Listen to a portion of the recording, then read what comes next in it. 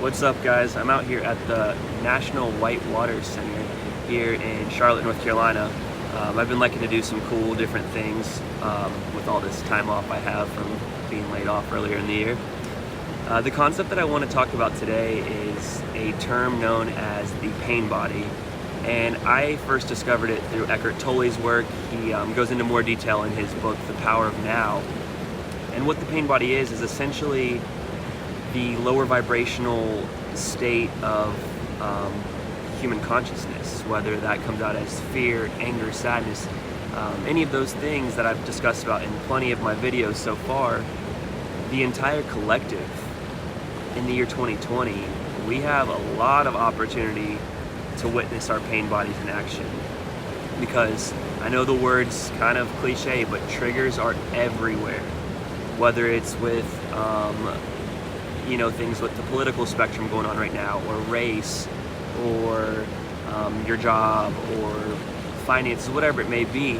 There's a lot of opportunity to look into some of those more dense, lower energies. And as a collective, we all have our own degree. So women carry a different pain body than men do, especially around the time of the month. People of color, indigenous people, they definitely carry a different pain body than something that I can associate with. But the really cool thing about pain bodies are, whether this is your first time hearing it or you're aware of it, you can start to transmute it simply by being aware of it. One way to recognize if you live in your pain body is if you constantly see yourself wanting to watch chaotic reality TV or violent films or entertainment. You kind of have an inclination to those sensational headlines, or picking Facebook fights. I've done that plenty of times, you guys have probably seen. But the really great thing is, once you become aware, you can look at them and start to realize why that trigger came up for you. And instead of reacting, you can respond.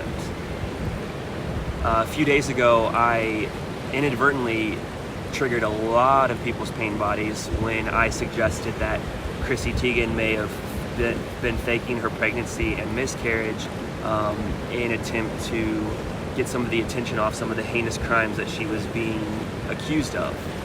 And while I know the topic of miscarriage is definitely a triggering topic, I never expected it to resonate on such a deep level with so many people.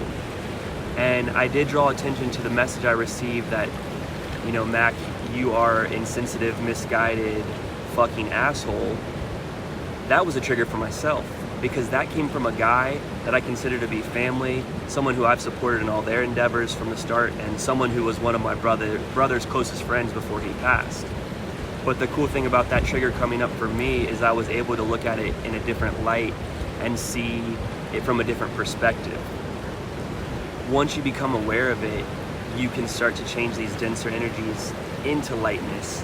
And that's just through simply being conscious of it. It doesn't mean that you're not going to get angry or the road rage or pick a fight with your partner. It just means that you can look at it from a different lens. And a really good analogy is thinking it almost like an exorcism. Let those come up. Let it come out in anger, tears, whatever. But as you do that, let it go. Don't let it control you. If the word Biden, if the word Trump, if that has some sort of connotation to you, then that knows that somewhere in your pain body, whether the past or current, it's holding on to you. So just look at those types of things.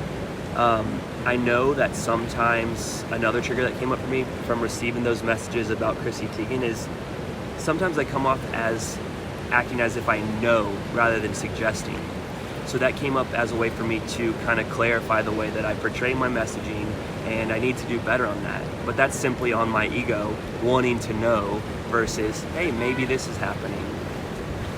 If you guys have questions or want to talk more about the pain body, it's a really fun, deep, intricate topic, and I would love to get into it. So, like you guys know, I love you more than you know, and we will talk very soon. Cheers.